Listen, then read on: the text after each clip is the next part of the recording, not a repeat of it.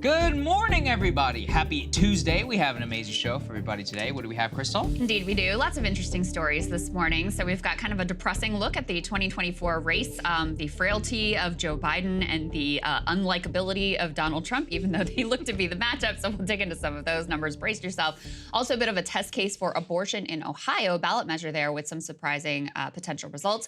We also have updates for you on Ukraine and how the American people feel about those cluster bombs that are being sent over by our own government.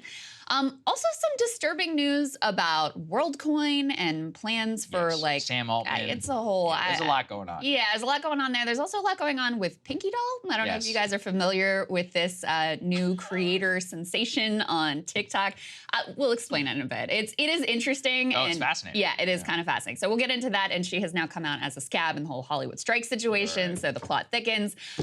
Very excited about all of that, but also excited about the fact we have two Republican presidential contenders who we are going to be interviewing today, Saagar. And so we've been doing a lot of prep and very excited about that. Yeah, let's go ahead and put it up there on the screen. Look at that beautiful graphic. We've got two of them. Vivek Ramaswamy, who recently tied Ron DeSantis in one poll for #2 in the primary race. And then North Dakota Governor Doug Burgum. He's going to be joining us in the studio. Burgum, in a matter of very good for our show, Krystal, just qualified for the debate stage this morning. Good timing there. We'll be able to ask him. He's the 7th candidate to qualify on the stage so far, including Vivek Ramaswamy. Maybe we'll ask him whether Trump should debate. That could be an interesting question.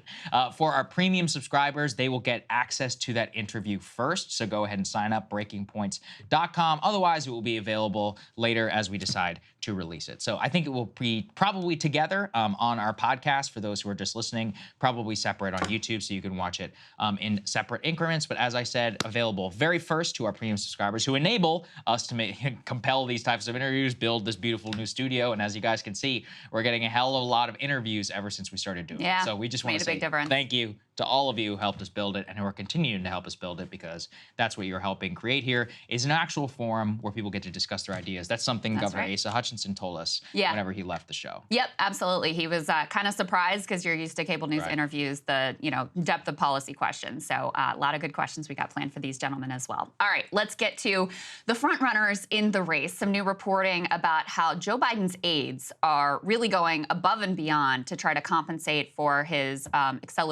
increasing age. Of course, all of our age is increasing, but his just happens to already be starting at an advanced state. Go ahead and put this up on the screen. This report is from NBC News. The headline is "Note Cards and Shorter Stairs: How Biden's Campaign is Addressing His Age." You know, it's funny because reading this, and this is from NBC, I was reminded of the clip that we showed of Mika Brzezinski and Joe Scarborough freaking out about, like, his aides have to do more to cover up the fact that he's old. Looks like they have, in fact, heeded that advice and stepped up to the plate, per Joe and Mika's employer, NBC News. They talk about, things that you would kind of expect, note cards as one example, but they did a whole analysis of the stairs that Biden has taken to using to board and get off of Air Force One. So there's a shorter set of stairs that is available that goes into the belly of the plane. He originally was using that shorter set of stairs about 37% of the time. In the past 7 weeks, he's used them 84% of the time, or 31 out of the 37 times he's gotten on and off the plane. They go on to say other age compensating measures are logistical and probably familiar to many who have reached a certain stage in life. Extra large font on his teleprompter and note cards to remind him of the points he wants to make in meetings. Saagar, this has become extremely relevant given the fact that age is a top concern for voters in terms of re-electing President Biden, and top concern for actually Democratic primary voters in terms of renominating Joe Biden. You also had that, you've had a number of stumbles on the airplane steps. You also had that really scary, actually, incident where he tripped over a sandbag on stage. And it was apparently after that incident that aides gathered up and said, okay, how do we make sure that this never, ever happens again? What can we additionally do to sort of cover for the fact that our guy is getting up there? I love the anecdotes also within this, Krystal, about how vigorous he is. They're like, well, whenever Biden was on a trip from a flight home from a NATO summit, he came back to the staff cabin. Aides, quote, were passed out from exhaustion. The president came out and wanted to thank everyone for their work. I was amazed. If only I had the energy of an 80-year-old president. You know what I think helps with energy? Whenever you get a bed in the plane and everybody else has to sleep on a chair during a 20-hour flight, you know, just wondering. Also about this, this is another one. Marty Walsh, former Secretary of Labor, recalled an instance in 2021 when he was riding with Biden to an event at a Hummer plant. The president began dictating revisions to his planned speech off the top of his head. I thought to myself, wow, I wish more people could see this. Call me old-fashioned. I just think that should be a very baseline skill for somebody who's going to be the leader of the free world. I can also say, as somebody who used to cover some of these Air Force One departures and the ramp and all of that, there's actually a lot of pomp and circumstance that goes into it. Sometimes when foreign countries like China wanted to insult President Obama, they'll bring the small stairs so he doesn't get the grand shot of coming down the big plane. There's quite a bit of protocol that is involved here. Things that no one would ever notice. Yeah, I know. It's stupid things that only people in the press corps even. I only know this literally because I covered it a couple of times. The belly stairs are almost never used by the President of the United States for the very simple reason that it's not as nice of a shot. President Trump and President Obama, almost every sitting president made regular use of the normal stairs. The belly stairs would be used sometimes in cases of bad weather. I remember there were a few other circumstances, but almost certainly they never would rely on it as the primary as President Biden does. Apparently, they said in this article that JFK used these stairs a lot because he had chronic, debilitating back problems. And so which he was also trying to hide from the American people. So, you know, it's not the best example, I think, that it would go to. Yeah. You know, that Kennedy vigor had a little bit to do with a little bit of meth that was shot into his back. Oh, boy. But anyway, well, Dr. Feelgood, you can look it up if you're interested. Listen, I'm in favor of the President of the United States doing whatever he needs to do to get through and do his best possible job. We've also had multiple instances where when he's on the road, traveling internationally, he skips out on the dinners that are meant for relationship building. The staff provided a sort of explanation to NBC News about that. They said, he's been doing this for so long, essentially, that he doesn't need those relationship building meetings as much as other newer presidents who are newer to the game might need that relationship building, and he's got a lot of other things on his plate. So, I mean, listen, I think it's a little bit up in the air how much any of this ends up mattering. It's very clear to the American people that he's aging. It's very clear he's not as sharp as he used to be. It's very clear he's not the man even, that he was a few years ago, let alone back when he was vice president to Barack Obama and he was, taking Paul Ryan on in the vice presidential debates and all of that. So that all is very clear, but, there were a lot of age-related concerns last time around, and he still was elected president of the United States. So we'll see how the American people weigh all of these things. But you can tell from the concern and the focus of his closest advisors that they feel that this is a real liability and something that they have to go out of their way to try to hide effectively. If I think back in presidential history, one of the times that it actually did matter a lot in pop culture in a relatively close election was Gerald Ford versus Jimmy Carter. Ford famously tumbled down the stairs and was mocked viciously on Saturday Night Live, which was kind of at the peak of its powers. I think it was Chevy something. I forget his name. Anyway, so I'm sure somebody in the comments will correct me. Whoever the guy is from the Christmas movie. Anyway. Chevy Chase. Chevy Chase. There we go. Chevy Chase. He viciously mocked Gerald Ford whenever he was on Saturday Night Live. And it became like a real cultural sensation at that time. They're like, oh, Ford, you're such a bumbling moron. And don't forget, at that time, Jimmy Carter, it's not like it was a blowout election whenever he came against Ford. So these things can matter. And him made to look like some doddering old fool combined with Vietnam, the Saigon thing, the, coming out of Nixon and the move on from chaos. I mean, listen, Trump obviously is not exactly the bringer of peace himself, but these things can end up becoming like big in the cultural zeitgeist if a bad fall does happen. As one of the previous ones, which happened, what was it, in the Air Force Academy stage. I thought it was a terrible one. I mean, it was just one of those where luckily, he didn't hit his head or anything like that, but, when 5 people or so have to rush in order to pick you up off the ground, it's just not a good look when you're supposed to be like a vigorous, person who's the leader of the free world, and you're running for 4 more years to be the oldest man to ever sit in the Resolute desk. That's a big, tall order to ask of the American people. Yeah, I do want to say that sandbag situation on the stage, I mean, that was that thing weird. Was just left there, and it was apparently camouflaged. So that is the one where I will say, like, the staff or whoever set that up really screwed up, and anyone could have fallen. But as anyone who has a parent or grandparent or anyone you love who's in their 80s, you know, if they take a tumble, it can be, I mean, it can be way more than just a political problem for them. So there's that concern as well. At the same time, it's not like things are going great for the other guy who was the frontrunner in the Republican side. That, of course, would be former President Trump. We're back on indictment watch, by the way, this week. I saw CBS News says indictments could come as soon as today, so we're certainly keeping our eyes open for whatever happens next. This would be the January 6th related indictments coming from Jack Smith, so we'll see what happens there. At the same time, we do have some news about when the trial is set from the document-related trial. Go ahead and put this up on the screen. So the prosecution had been pushing for this to be relatively quickly. They wanted a December trial date. The defense, Trump's team, they wanted to push it out past the election. The judge here, who was a Trump-appointed judge, who, you know, the Trump folks were pretty happy that she's the one who ended up with it. She took a compromise position, setting a trial date for next May in that classified documents date.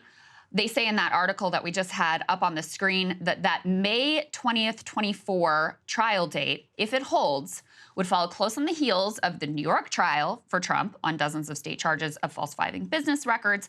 It also means the trial would not start until deep into the presidential nominating calendar and probably well after the Republican nominee is clear, though before that person is officially nominated at the Republican National Convention. So listen, I have no idea how long this trial could potentially last, but we're talking about in May, the heart of certainly primary season, but also looking forward into a general election season. The former president of the United States and very likely Republican nominee is going to be on trial for a case that looks fairly open and shut if we're just looking at the facts. Now, listen, maybe he's got a shot through jury selection to get somebody in there who's just, you know, a Trump supporter and doesn't think he should be charged whatsoever and is going to vote, you know, not guilty no matter what. But it's pretty wild to contemplate that he could be facing impending prison time right at the time that he is clinching the nomination for the Republican Party. Yeah, and that's what Mark Levin over on Fox News really going after the judge for setting the trial at that date. Let's take a listen. Judge Cannon, in Florida, you let the country down. This trial should have been moved till after the election. You just gave your imprimatur and the imprimatur of the federal judiciary to the interference in this election. Furthermore, you haven't even looked into a matter which you have the right to look into without any motion from defense counsel involving an extortion that took place. So there you go, Krystal. They're already saying, oh, this is election interference and going after the judge. They should have put it after the election, which I actually don't think makes any sense, because why would you put a trial specifically on the classified documents case after the election? Right. Executive privilege and all of that could apply. It doesn't make any sense to me. I actually think if we're going to have a trial, it should be much sooner. It should be I don't know why May 2024 is the right date. I mean, it's almost 10 months away. Yeah, on this, I'm definitely on the side of the prosecution. Like, just like, let's speed this thing up. Yes. Let's get through it, and then, you know, we'll have the election, and the American people can have as much information about what's going to unfold here as possible. But anyway, she kind of split the baby and went with May, much to the chagrin of Trump supporters. It is worth remembering that there was a lot of upset from liberals about the fact that this judge ended up with this case, because she'd previously made some rulings that really seemed like they were, you know, siding with Trump in a way that she was overruled by other Republican-appointed judges who said this was improperly decided, had to do with the special master and the way the documents were being handled, et cetera. But so there was a lot of upset from liberals about this particular judge being appointed. But here, she's very much disappointing the MAGA base and Trump defenders. According to the reporting, Donald Trump and his team basically recognized that their best shot certainly with the documents case is for him to get elected president and be able to effectively pardon himself. Like, the details of the case are pretty difficult to refute. Listen, they deserve their day in court. Yes. We'll hear their side of the story. We'll hear what kind of defense that they're able to mount.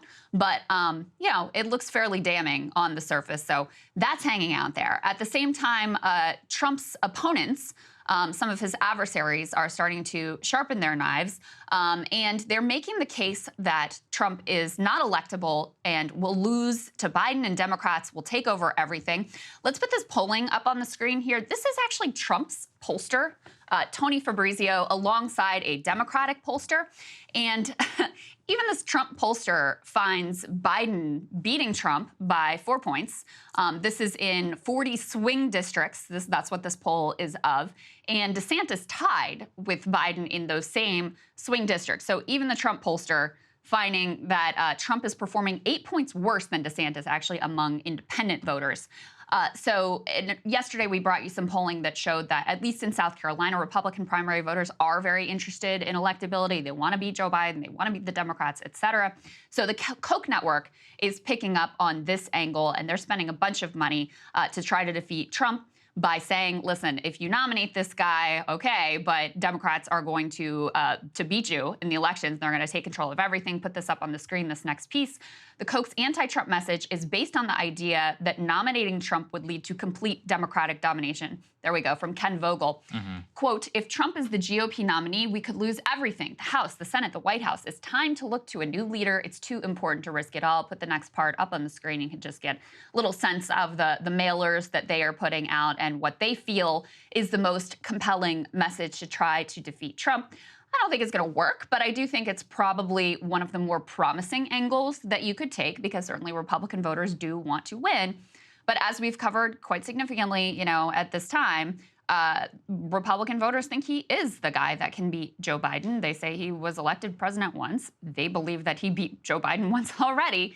And so they are, as of now, not convinced that there's another candidate who is more electable than Donald Trump. Yeah, I mean, as you noted, Krystal, that was Trump's own pollster who actually showed him having problems on the generic ballot. I guess I'll speak up for Trump on this. The generic ballot doesn't matter. He already lost. He lost the popular vote twice. The first time around, he lost the popular vote. He still won the election. So all you got to do is win in the right states. Georgia polling and his Georgia favorability remains like iffy, but in terms of head-to-head, some that we've seen, he's doing decently against President Biden. Same with the state of Arizona. Biden favorability is very low over there. And then all he's got to do is pick up a single one of these industrial Midwest states and you win the Electoral College. So, on the generic ballot, he can win by +4. That's great. Rack up all the votes you want in California. That doesn't matter. Well, these are in swing districts, though. This is polling specifically swing districts where he finds DeSantis doing a bit better than Trump. So whenever he finds, I guess the point when we're talking about the swing districts as well is that a lot of these are white college-educated voters, whereas what he really needs to do is not win the district race. He needs to rack up the votes, like in Georgia and in Arizona. Areas. He doesn't necessarily need to win a swing district. He more needs to rack up the actual number of votes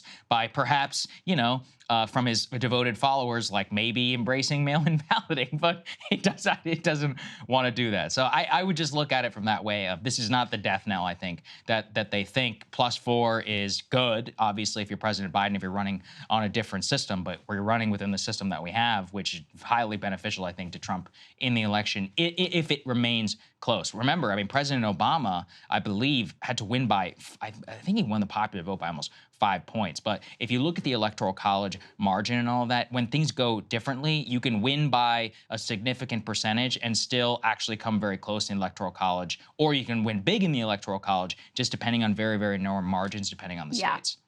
Listen, I think it's a jump ball. I think it's hard to say whether Trump or DeSantis or one of these other candidates is more electable. I think DeSantis has done himself a lot of harm, as we discussed yesterday, in terms of on every issue, his whole strategy has been, let me get to Trump's right.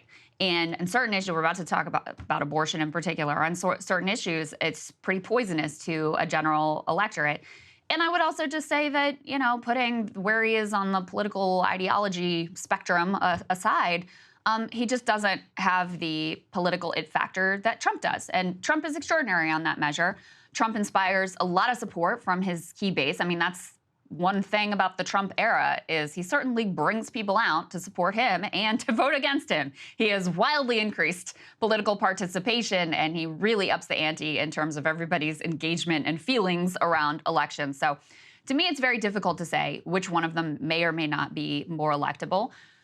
In terms of, we just talked about these indictments and the trials and what is potentially, coming in the future for Trump. I do think for a lot of independent voters, if you have a trial and Trump is facing potential prison time, I do think that's going to be an issue for him. I don't think it's an issue for him with the Republican electorate necessarily, although, I wouldn't completely rule it out, but that hasn't been what we've seen thus far. But do I think it's an issue in a general election that your choice is a man who is facing prison time? Yeah, I think that's probably an issue for him in terms of the general electorate, with independent voters in particular. On the other hand, you've got Biden age concerns, and you also have Cornel West hanging out there, who is going to be very likely the Green Party nominee, is going to be on the ballot in a lot of states. And I do think that could also have a major impact on a race that could be razor tight. So. Yeah. A lot of wild cards up in the air. I just look at it, I'm like, it's hard to imagine that either of these dudes is going to be elected again. But right now, as it stands, without a major plot twist coming, which you never know, that is how things look. Yes. So let's take a look at one of those issues that I just name-checked, which is abortion. There's a bit of a bellwether test of abortion rights in what has now become a red state of Ohio, which is the state that has probably moved the furthest, the fastest to the right in the Trump era. Go ahead and put this up on the screen. So there's a proposed Ohio constitutional amendment that would enshrine abortion rights. I'll give you some of the more details on what exactly this amendment would do, but it's in favor of abortion rights. And this poll from USA Today finds significant support, even in the red state of Ohio, for this pro-choice constitutional amendment. It is supported by a double-digit margin, 58-32. Has significant support across partisan lines, including a third of Republicans, so not a majority of Republicans, but a third of Republicans, pretty sizable, and a stunning 85% of independent women. Now, this was actually fascinating. At least according to this poll, independent women actually supported this pro-choice ballot initiative by a slightly larger number than even Democratic women. So the independent women were the strongest backer of this. There was a bit of a gender divide here. Women supported the measure 64-28. Men still backed it 50-37. White respondents backed it 57-34. Minority respondents backed it even more strongly, 66-24. Majority of those at all levels of education expressed support, from those with no more than a high school diploma, 52-39, to those with post-grad degrees, 65-26. So, this is a bit of a test case. There has long been, a strategy of George W. Bush used to do this as well, of getting ballot initiatives onto state ballots to try to drive up turnout when it's an issue that is important to a group of voters. So this is potentially going to be on the ballot this fall in Ohio, and one that's going to be closely watched for whether the Dobbs decision and the overturning of Roe versus Wade remains the motivating factor and motivating issue that it certainly appeared to be in the midterms. Yeah, and Ohio law says all you need is 50+1 in order to win. You don't need a supermajority to pass in the ballot measure or to amend the state constitution, which is kind of crazy, actually, whenever you think about it. Let's look back to trip down memory lane at Kentucky, the reddest state so far to actually have a statewide referendum on abortion, rejecting the constitutional amendment that would have banned it.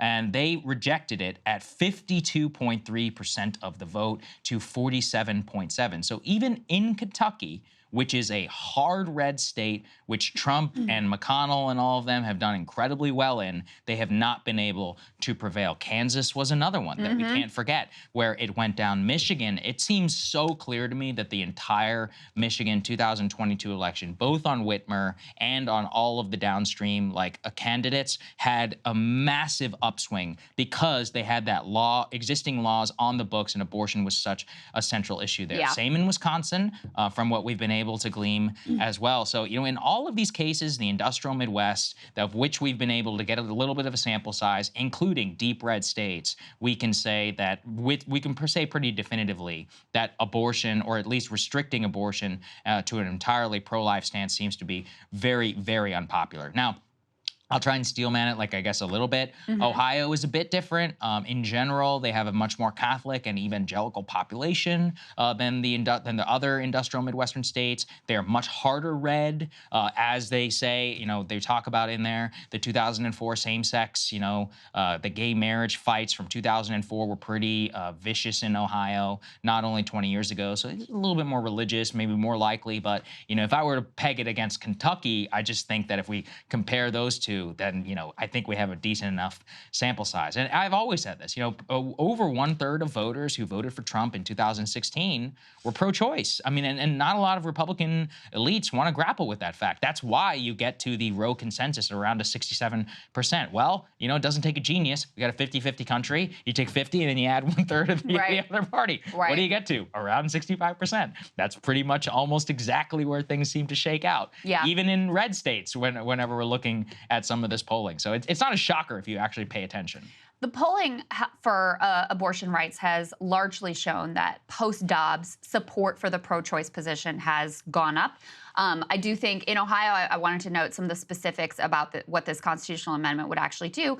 It basically would enshrine Roe versus Wade as the law of the land in Ohio, so abortion could be banned after viability, when a fetus could survive outside the womb. That's basically how things were before Roe was overturned. So, it would be bringing that state of affairs back to Ohio. You mentioned Kentucky. I have to mention this, even though it's a little bit off topic. They have their gubernatorial election this year. They currently have a Democratic governor, Andy Beshear, whose dad had also been governor previously. So the Beshear name, very well known in the state of Kentucky. He was on the right side of the teachers' strike and really, built a lot of credibility there.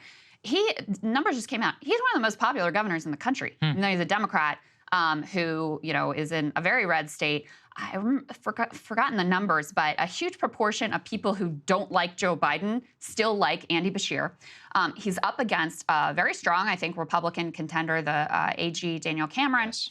And the polls show him in the lead right now. So interesting state. Kentucky is not as predictable as people always think, especially at the state level. But on the polling front, with regards to abortion, I do want to throw in this caveat that people feel very mixed on this issue, and it depends a lot on how the question is even phrased and how it is asked. So put this up on the screen.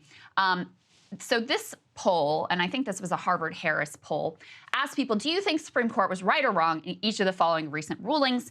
And one of the questions was, abortion laws should be left to the states instead of being a national constitutional right. So basically the question in here is, do you think that Dobbs was correctly decided?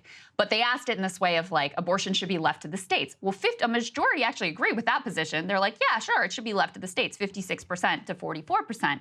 Whereas if you ask it a different way, and you ask about the Supreme Court overturning Roe versus Wade and whether it was correctly decided, you get a polar opposite result. The poll that I found had 37% agreeing that Roe versus Wade was correctly decided, overturning Roe versus Wade was correctly decided, versus 63% that disagree. So completely opposite results just based on how it's being asked. So you can see why so many Republicans, I think Governor Hutchinson, when we talked to him, presidential contender on the GOP side, he really leaned into the messaging of I think it should be left up to the states. We're interviewing Governor Doug Burgum, North Dakota governor, who signed a very restrictive law as governor of North Dakota, and when he had the opportunity to do that, but he uses very similar language about it should be left up to the states. You can see why they're doing that, because they're on decent ground there, but in terms of what is actually coming up for votes, and the ballot initiatives that are coming out and the legislators that people are voting for and the framing of this issue, it has so far been pretty devastating for Republicans. I agree. And I think that the Democrats need to have a concerted effort to drive out votes, to just say the Roe consensus is what is on the ballot, very clearly. This is what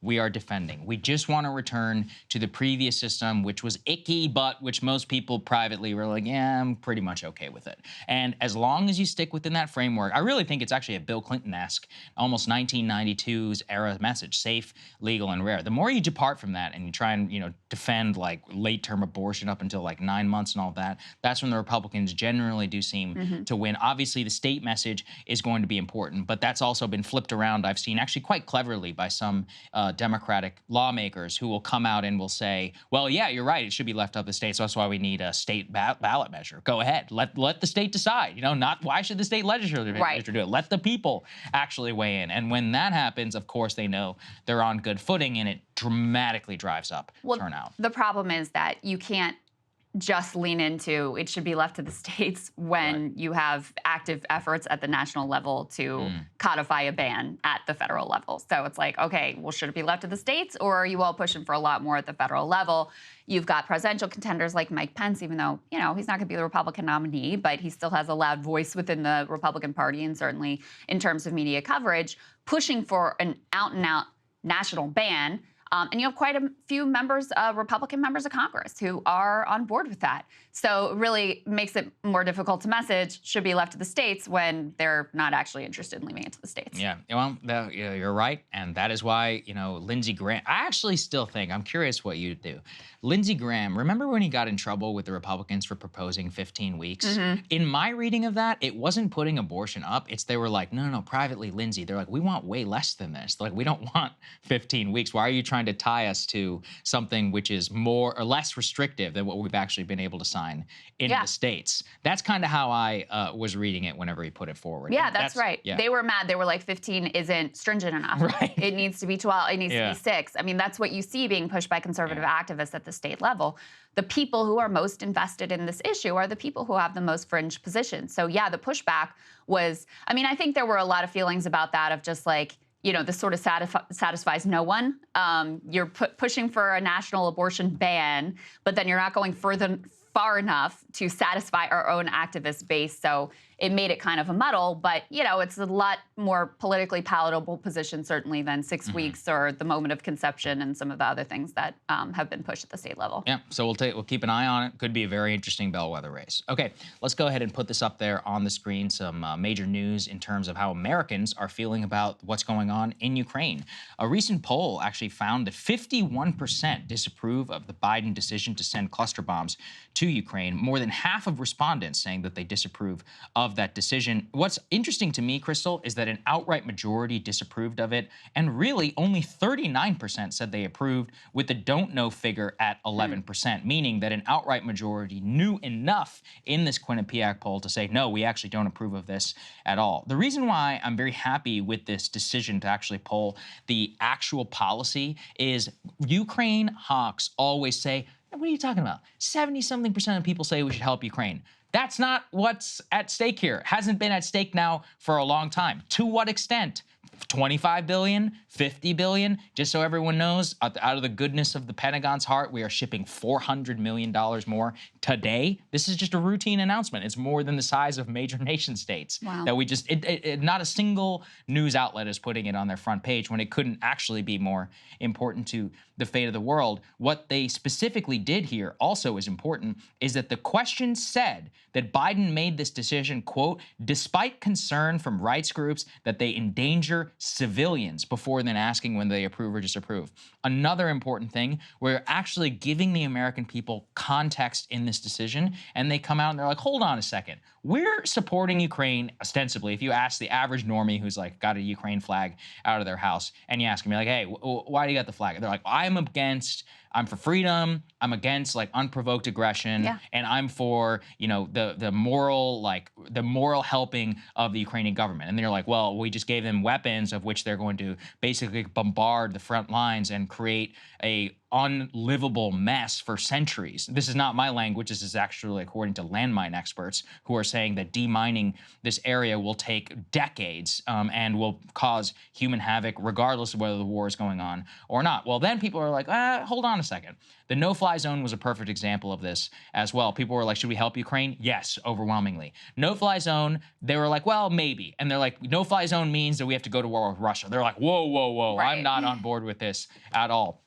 This is why, and this question really proves, you have to frame things correctly. And the dishonest framing by the media and by the Biden administration, not presenting the risks, the pros, the balances, and all of that to the American people is such a disservice. I'm reading a book right now called Stalin's War. It's a fantastic book, by the way, Sean McKeegan, shout out to him. And in it, they talk a lot about the way that the Roosevelt administration kind of maneuvered behind the scenes in terms of Lend-Lease. But what strikes me is that President Roosevelt always made a concerted effort, even though he was kind of having machinations, to sit and to talk to the American people about the decisions that he was making, about why, the arsenal democracy speech, the strategic calculus, he was very careful to try and sell his program and create tremendous buy-in and use his popularity to guide people to a position of which was not all that popular at the time. President Biden, though, he never gives us that ability. He never sits and actually speaks to the American people matter-of-factly. I mean, you could make the case for cluster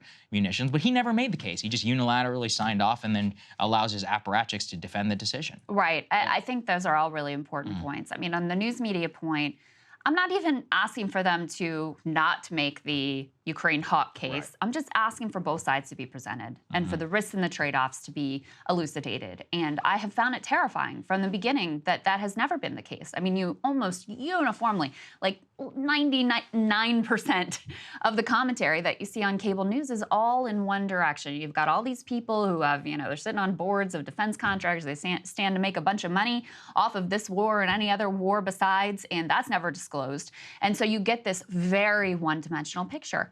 And yet, even with that very one-dimensional picture that has been painted for the American people, you still have a majority here saying, this is too far. Yep. This is inconsistent with the values that you told me we're supposed to be standing up for in this fight.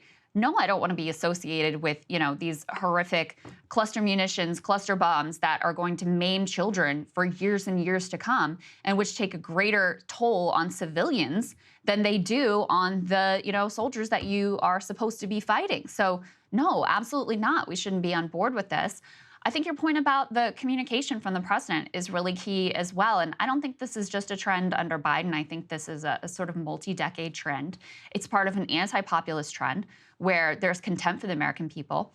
They believe, this was illustrated, from Dr. Fauci during COVID and from many other officials besides, they don't believe that the American people can handle nuance. They don't believe that they can handle a complex situation where there are pros and cons and where there are risks and challenges to balance. And so rather than actually level with people and present facts and truth and the complicated way the world actually is, they try to really manage the emotions of the American people. They try to hide certain facts from them and, really just manufacture consent in that way is the bottom line. So I think that's a long-term trend of, at bottom, contempt for the American people, and which means contempt for democracy too, by the way. This is the modus operandi of the military-industrial complex and of the Pentagon and most of our presidents, basically post-Vietnam. They have never been upfront with us. Even during the Vietnam War, they're like, yeah, it's just a few military advisors, don't worry about it. They're like, wait, 500,000 people are in Vietnam? What the hell is going on? How many people are dying a day? And then, of course, public opinion goes ahead and turns against it. Now, of course, American soldiers are not on the ground, or at least from what we know so far, are not on the ground in Ukraine. And in terms of plenty of CIA operatives, plenty of CIA ops, probably former soldiers certainly are, though. The thing is that even the media now is at a point where they're beginning to hint a little bit towards the truth about what's going on the ground. Let's put this up there on the screen. You gotta love the framing of this too, Krystal, from the Wall Street Journal, Murdoch's personal outlet. Ukraine's lack of weaponry and training risks stalemate in fight with Russia. Interesting, lack of weaponry. Now who's providing with them with that weaponry? Oh, right, the United States. And actually what they point to, at least honestly, within this is that without a significant, continuing, increasing, massive investment by the United States, that Ukraine will very likely be able to dislodge the Russian defenses in the current counteroffensive on the front line, because really they have exhausted much of their ammunition that we've provided them. Many of the weapons, the tanks, and all of that have not been able to be put to the use of that we would in combined arms whenever we would use them in a tactical situation. And overall, over and over again within this, when you read past the headline, which is obviously pleading for more, they say very specifically that at the end of the day, they can't do it without a continuing and massive more amount of war material. Yeah. Maybe to the tune of 50 to 100, which is not going to happen, nor should it happen. Considering how much that we have provided them, or even the European powers who at least appear tapped. Let's put this up there as well from the New York Times, doing the exact same thing. Of course, always whitewashing what's happening. After suffering heavy losses, Ukrainians paused to rethink strategy. Quote, early in the counteroffensive, counteroffensive, they lost as much as 20% of weapons and armor. The rate dropped as the campaign slowed, and commanders are beginning to shift tactics. By talking about shifting tactics, they just stop going forward. So when you stop going forward, yeah, you're going to stop losing as many people. But if you're losing almost 1/5 of the amount of weapons and armor, just in the first couple of weeks of the opening gambit, that does show you how horrific a war of attrition actually goes, and about how much industrial might that you need to keep plugging that hole day after day. You need properly trained soldiers, or you need a hell of a lot of soldiers like Russia has. I'm not saying Russia can outright win the war. They're incompetent enough and, basically backwards in terms of their military tactics that they effectively have ruled that out for like a total takeover. But for where they're dug in right now with 1/5 of Ukrainian territory, it doesn't look like they're going anywhere anytime soon right now, according to all of these reports. And again, on the topic of leveling with the American people, like, I just want to know from the White House how they think this is going to end. Like, how do you think this is going to play out? What's your theory? What's your plan? What's your strategy? What's your tactics? Like, what are you watching? What are you waiting for? What are you going to push for? How do you see this thing ever coming to some sort of a resolution? What is the upper limit on the level of support? Or do we just continue in this, escalation, this slow escalation that we've been at from the beginning? I mean, listen, if you have the Ukrainian hawk perspective, like, I obviously wildly disagree with this view, but I'm actually sympathetic to the people who are on that side who are like, well, if you were going to send the F-16, you should have done this from the beginning. Yeah, I mean, because then they would have had better chance from the jump. We might be in a different place today. I'm actually kind of more sympathetic to that at this point than whatever it is the Biden administration is doing, which I honestly can't even explain. So if I can't explain it, and we really try to follow this as closely as possible, how do you think the American people feel about where this is going and how this is all going to play out? I just want to hear from our commander-in-chief, how does he think that this is ever going to be resolved? How does he expect this will end? How will we play a part in bringing this conflict to a close? Because right now, I could not come close to answering that question. Well, instead, Krystal, what you get are secret releases from the Pentagon of which only people like you or I will ever pay attention to, which says the Biden administration is sending $400 million in additional military aid to Ukraine, including a variety of munitions for advanced air defense systems, a number of small surveillance Hornet drones, as attacks in the war have escalated. That's it. That's all actually that you get. You don't get a full rundown. You don't get the real accounting. The reason they don't give you the real accounting is so they can rig the numbers afterwards. It's like, oh, no, we had to devalue everything we sent to Ukraine. That wasn't the actual cost of what we said. And oh, by the way, don't pay attention to our diminishing weapon stock. So look, it's very clear here. I also recommend these guys from War on the Rocks, Michael Kaufman, who we used significantly in the beginning of the war. They just returned from a month-long, sojourn in Ukraine. They were on the front line. They talked to a lot of commanders. These are serious military guys. They are backing up everything that we are saying here, not in terms of the political message, but in terms of what the stalemate looks like, the lack of tactics, the bad leadership, the inability to go forward without suffering massive losses. And these guys, they're not really able to be political, I think, because of where some of the funding comes from and all that. But they're very honest, and it took actually a great amount of courage. How much media pickup do you think, that these guys get? Meanwhile, some idiot like Brett Stevens from the New York Times goes on some show pony tour around Kyiv, and he's like, I just got back from Ukraine, and the resolve is tremendous, let me tell you. And it's like, okay, well, who are you going to trust? Yeah. Max Boot. It's like Max Boot and Brett Stevens going on a propaganda tour put on by the Zelensky government, or actual military experts who are on the front line, critically are not being actually paid by the U.S. government, coming back and being like, yeah, it's not good, guys. Things are really not going well over there. Maybe we'll put a link in the description to some of their analysis, because I really do think it's so important for anybody who's interested in the actual tactical level of why things aren't going and how that applies to the strategic. Okay, let's go to the next part here. Worldcoin. You might be asking, what the hell is Worldcoin? Already sounds dystopian. Why are we spending our time on said Worldcoin? Well, let's put this up there. Sam Altman of OpenAI fame is launching Worldcoin, which is, quote, an eyeball-scanning crypto project. Now, I hate every word of that, by the way. I'm skeptical.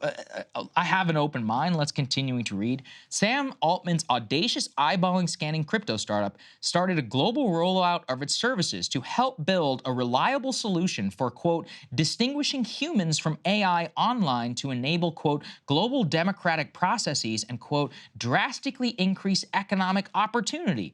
Oh my. And what exactly does said project do? Individuals can then download the, quote, World app, the protocol-compatible wallet software. They will visit a, quote, orb, which is a startup's helmet-shaped eyeball scanning verification device, to then receive their World ID. That way, Worldcoin can quietly go and sign up people all over the world, you see what we're doing there, in order to gain tokens and use this as an identity verification tool that basically is across the internet and will enable identity verification in the days of more sophisticated AI. I mean, I guess on its face, you're like, yeah, you are solving a problem, but then you have to think about it a little bit more. Who created this problem? Well, Sam Altman. He's the head of OpenAI and ChatGPT. Right. So you created the problem and now you're selling us the solution. That's interesting. Classic. Second, you are scanning our eyeballs with a literal orb that we want to put a helmet around, granting this to a public company and then effectively saying, you are gonna be my new digital passport. I mean, for all the people out there who are worried about central bank digital currencies, centralized control, this seems like a catastrophic nightmare in terms of privacy and in terms of cooperation with governments. So if WorldCoin becomes the privatized standard, then the Chinese are just gonna be like, okay, hand over every single eyeball that are inside of that or you don't get access to the biggest market in the world. What have we always learned from Silicon Valley? They're going to take that trade every day of the week. Or, you know, Eastern European governments, all kinds of Asian or South Asian governments. We have no idea what protections actually exist on this. And I guess what's even more concerning is that some people are going to be doing this of their own free will, literally signing up to visit their local orb to get their eyeball scanned. I mean, I have to believe that at least some common sense will prevail, but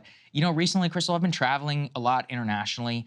The facial scan stuff out there is incredibly creepy. When you board a flight sometimes to Europe, they don't even scan your boarding pass anymore. They just scan your face and they're like, Saagar and Jetty, seat 12D. What? And I'm like, hold on a sec. Where did you get this? Where did this come from? Whose software is this? I'm standing in the United States. I assume that I consented to this at some point in some contract, but which one? You know, it's like, and then I was also part of a pilot program whenever I came back. I forget which airport. I think it was Dallas that I flew into. Yeah, it was Dallas that I flew into from Mexico. And it was the same thing where I never opted into global entry or any of these programs. And the TSA was piloting a facial scanning software where I walked in, TSA scanned my face, and it was like, welcome back to the United States. I never opted into this program. Presumably it comes from my passport photo or one of these other things. And I just remember coming away from it and being like, man, this is creepy as hell. Yeah. But this is the future. I mean, you're starting to see it. Border security is how it starts, and soon it'll get to financial transactions. We already have domestic instances of law enforcement using this facial scan technology and picking up the wrong people. Yep. And alleging that they committed crimes that they were like literally not even in the state where the crime was committed.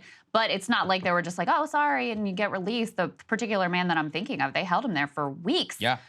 So, I mean, his whole life was turned upside down by this oopsies from, you know, facial scanning technology. You know, a simple person, some of this, I'm going to say, I don't even know what it means. I can't wrap my head around. Like, okay, so you start with distinguishing humans from AI online. Okay, I know what that means, and that seems good. That seems really important, actually, going forward. Of course, as you said, Saagar, this problem that Sam Altman was integral in creating, but if he wants to be part of the solution too, okay. It says drastically increased economic opportunity, incredibly vague and highly unlikely would be my gut reaction. This one, though, enable global democratic processes. That one, I have no idea what they mean. It's not really spelled out here. I don't understand this one. There's some more details. They say, as TechCrunch previously noted, WorldCoin is perhaps one of the most audacious efforts to bribe the world to embrace this particular crypto coin.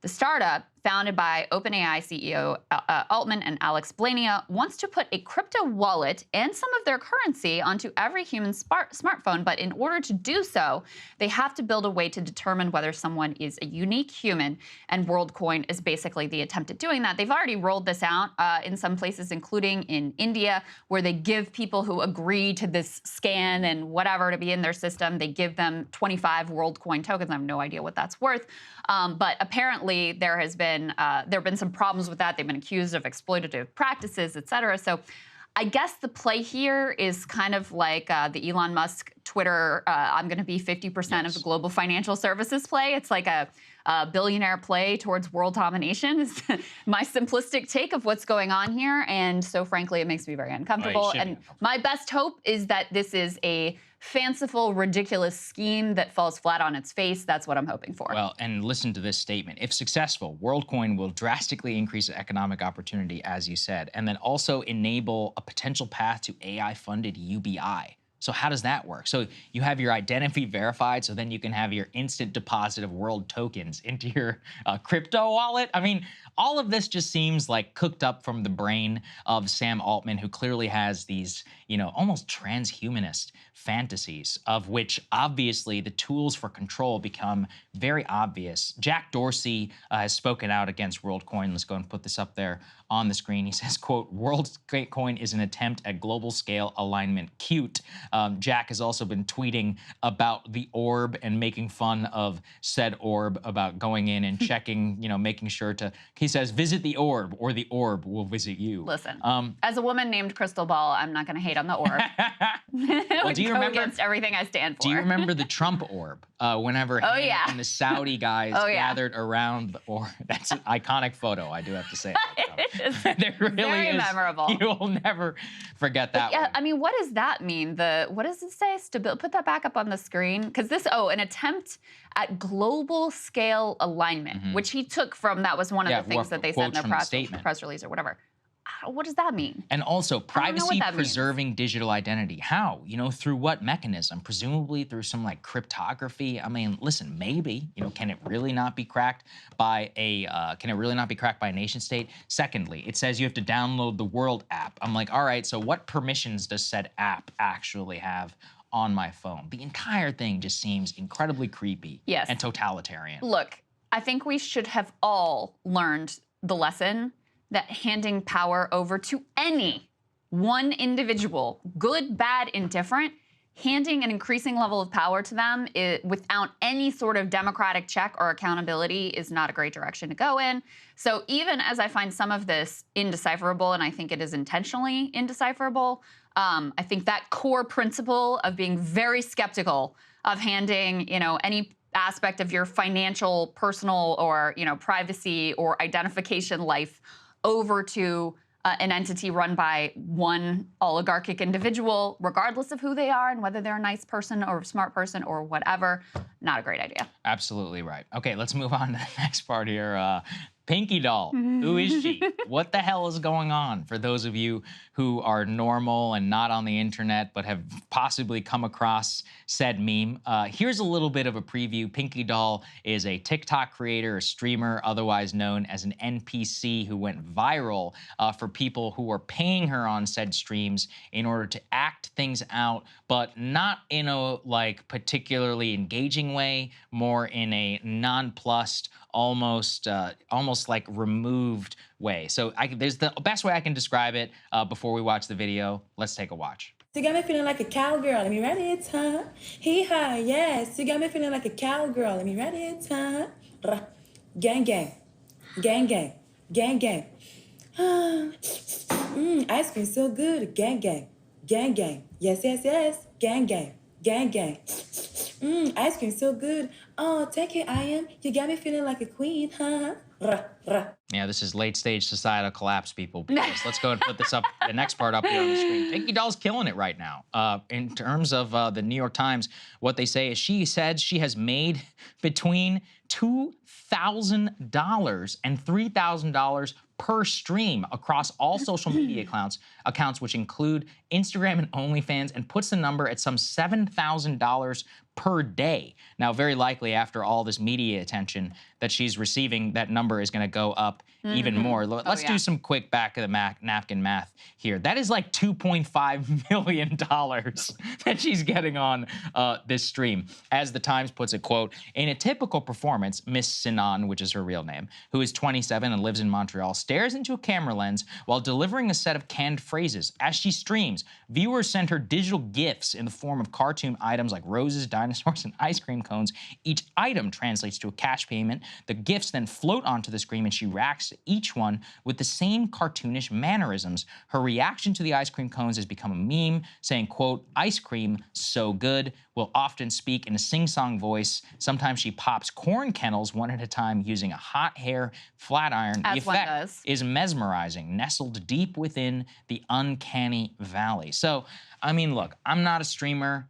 I've never particularly understood it, so I'm not of this culture. I don't really get this culture. I guess it's ironic since we make our living here on YouTube and on Spotify. But from what I can gather, this is a source of entertainment for a hell of a lot of people. I don't particularly understand why. And this NPC meme and or phrase, like being able to manipulate people's movements, I don't know what it taps into. I mean, in a really gross way, like the sexualized stuff on the internet actually makes more sense than whatever the hell is going on I mean, I over think here. For a lot of people, I think there is a sexual aspect to this. That's one thing that they debate in some of these articles. But there's like, as best I can understand, the idea with she's trying to replicate a non-player character, which is a video game character that comes, I'm also not a gamer, that comes pre-programmed and typically cannot be manipulated by the person at the controls. As such, a non-player character's phrases and movements are often formulaic and repetitive. So at the same time that we have AI and bots that are trying to be more human, you have humans like this streamer, and she's not the only one. There's a whole genre of this type of streaming on TikTok in particular, Instagram, whatever, but in particular on TikTok, there's this whole genre of streaming that is like humans being more like the robots. And so there's an element of, it's sort of like hypnotic, it's a little bit like gamerish in that you're looking to see if the gifts come up too quick or she messes up or whatever. There's a little bit of that. There's certainly an element of, I can make this person, this, you know, beautiful woman, I can make her do whatever I want her to do. There's an element of this being the next evolution of, you know, people talk about creators having a parasocial relationship with their audience. I mean, we see a little bit of that on our show where people who are regular watchers, they feel like they really know us. In a sense, they do, because we bring ourselves to the show and you get a sense of who we are and what we think, and you see what we talk about every day. And so there's this sort of like personal relationship there. This is like taking that to the next level where it's not just that I feel like I have this relationship with you, but there's a direct interaction. I send you this thing and you do the thing that I told you to do. So I have, you know, a direct channel to you and impact your life directly. And so I think that's part of it. One thing I found interesting here, Timbaland, who I'm a big fan of, producer, rapper, whatever, was apparently ranked the top viewer of the PinkyDoll stream based on gifts sent and time spent viewing. Representative for Timbaland did not immediately respond, but apparently he is a big fan. Wow. So that is the PinkyDoll phenomenon, so to speak. And like I said, this is just one of many creators who are, you know, finding success to a greater or lesser extent. This is their line of work. This is what they do. They spend hours doing this sort of thing. But I do regret to inform you that it turns out that PinkyDoll is a scab. She recently released a video indicating she is going to go to Hollywood and take some of the jobs that the striking actors are currently sitting out of. Let's take a listen. Yo, you're never gonna believe that. Guess who is going to Hollywood, baby? To Hollywood. Yes, it should go right here. It should go right here. Yo, I'm going to Hollywood, baby. That shit about to be popping, because when I come in here, I'm gonna take somebody's spot. Yo. I'm gonna take your spot, so you better secure your spot, because I'm coming for it. I'm coming to it. I'm going. So she's gonna take their spot. So in a single day, you know, from me learning about PinkyDoll and to her downfall in my eyes, you know, that was the entire life trajectory of PinkyDoll in terms of my understanding of this situation. I mean, it's not really all that surprising, is it? Like, a lot of these TikTok people, who knows how long you're going to be famous for? Like, you might as well take the bag while you can get it. But, you know, you shouldn't be cross. I mean, I don't even know if she knows what a picket line is. Like, maybe she does. Maybe she's consciously that's on her. violating the strike. You I know, hope people are informing her. Yeah, people should inform her. They absolutely should. And anybody else, really, who's trying to get these said opportunities. So, yeah, I mean, I don't know. The entire thing, I don't get it. with great respect to our friends in Japan, who I do love. I do love Japan. I love a lot about Japanese culture, but this does seem vaguely Japanese in terms of the psychosexual dynamic, and in terms like vaguely removed, as we said, from sexuality really at all, going to some like very odd levels of control combined with gaming and with streaming and the emojis and all of that. It just seems like reminiscent of exactly what they were going through almost really for the last 2 decades in some of their youth culture, like with streaming and with gaming. So I wonder if we're importing that here, or if the same disease, I guess, is inflicting us, or maybe I'm just reading way too much into it, and some weird shit is always popular on the internet. I mean, listen, there's an audience for everything. Right. If this makes you happy, then go do you. Sure. Yeah. You want to spend your hard-earned money on ice cream cones? Go for it. I have other suggestions for you. There's nothing quite like the sheer terror of the American upper middle class about what college their kids will be able to attend.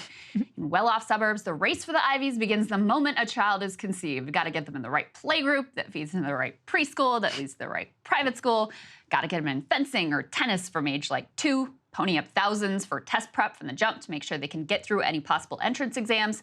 In the Varsity Blues scandal, of course, a bunch of people who were wealthy, but not like Bezos wealthy, were even willing to commit crimes to get their offspring into the right prestigious schools. Well, new data reveals just how the super rich game this whole system for their benefit, and why the merely well-off may have so much anxiety about keeping their kids among the elite. According to the New York Times write-up of a groundbreaking study, in elite college admissions, being very rich is its own qualification.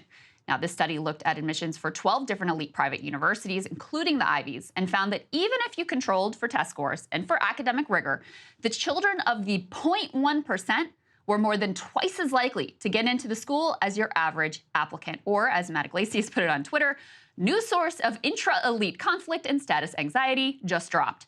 Just take a look at that chart that's up on the screen. If you are low income, you actually have a somewhat higher than average likelihood of getting in. Then there is a big drop off from about the 60th income percentile to the 99th percentile, where everyone from the upper middle class to the wealthy, but not super wealthy, have a lower chance of getting in than the average. The line then jumps over the average line at around the 99th percentile, top 1%. Then it just skyrockets from there to the top of the charts. So the super rich are getting super privileged into our nation's top schools, and those schools, of course, are a direct pipeline into the national elite. Also revealing was exactly how the super rich got their big leg up. The benefit basically came from 3 areas, according to this study: legacy admissions, athletics, and private school privilege. The biggest impact appears to have been from legacy admissions. The very richest were 8 times more likely than the average applicant to get into a school if they had a parent who had also attended that school. So being born into an Ivy League family supercharges the chances of already wealthy kids. But the other categories of benefit are also pretty revealing. Wealthy students at elite schools are much more likely to be recruited athletes than middle class or poor kids. Now, why is that? Because many of the sports popular at the Ivies, things like rowing and fencing, they're expensive sports that basically only rich kids actually do.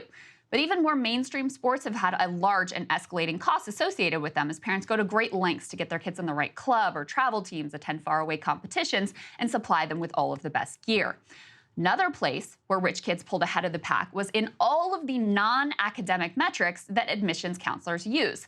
What were your extracurriculars? What kind of recommendations did you get? Remember those letters you had to get? Did your guidance counselor literally call up the school and advocate for you? I genuinely did not even know that last one was a thing, but apparently at a lot of the Ivy League feeder schools, guidance counselors have existing relationships with admissions officers, and they will actually work the phones to try to get their favorite kids in. This pays big dividends. Just look at this chart. Rich kids were actually not all that different from everyone else on their academic ratings, grades, course rigor, SAT scores. But their guidance counselor ratings, their teacher ratings, other non-academic ratings go sky high at the top end of the wealth spectrum. This suggests a major advantage to rich kids attending elite private schools. It also suggests a less than benevolent reason why some parents are pushing and some schools are moving towards getting rid of the SAT. Standardized tests and grades are far from perfect, but they're at least a somewhat objective measure. When you start to get into these squishier variables, schools have been caught using them to blatantly discriminate against Asians and now to blatantly discriminate in favor of the rich. Basically, the less objective the criteria is, the more the rich have free rein to work the system in their favor, something many schools are dedicated to because rich kids with rich parents means fat donation checks. This paper also found that in terms of class preferences, really didn't matter what race you were. No matter whether you were Black, white, Asian, or Latino, if mommy and daddy were in the super elite, you were more likely to have your ticket punched as well.